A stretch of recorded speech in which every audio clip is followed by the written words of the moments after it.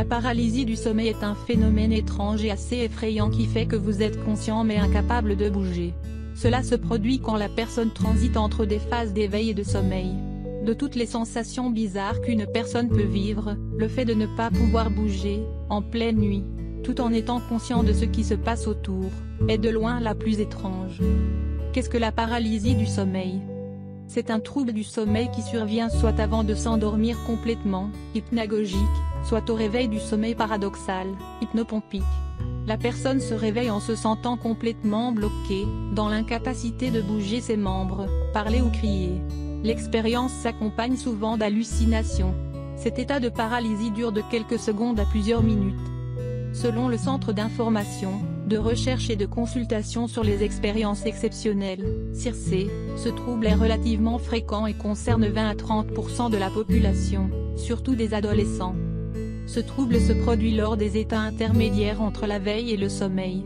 La paralysie peut se produire peu importe la position du corps, mais se manifeste plus fréquemment quand la personne est couchée sur le dos.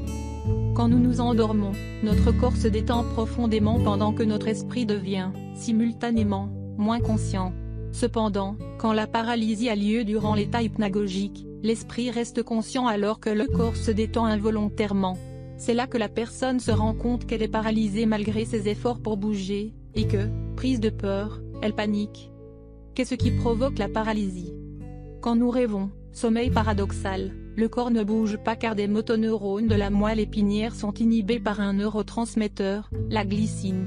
En temps normal, cette hormone disparaît avant la fin du rêve et du réveil mais dans quelques cas, elle continue à bloquer les muscles et ainsi les fonctions motrices du corps bien après le réveil de la personne. C'est ainsi qu'elle se retrouve paralysée.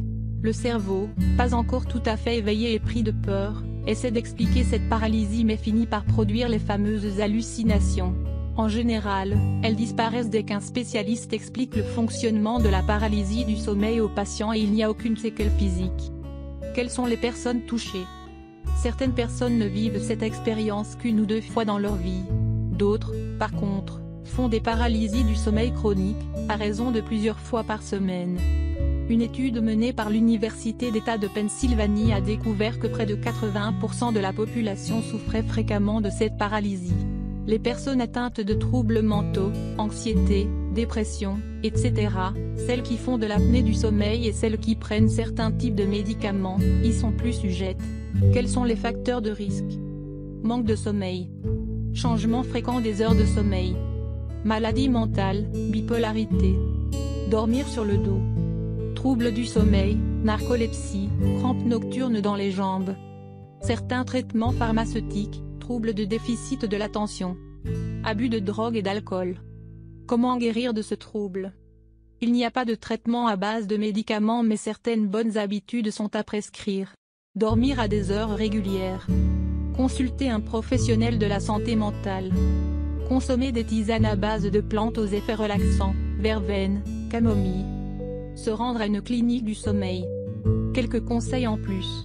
Maintenant que vous savez en quoi consiste ce trouble, ne courez pas chez le médecin au premier épisode de paralysie survenue vu que cela ne se reproduit généralement pas.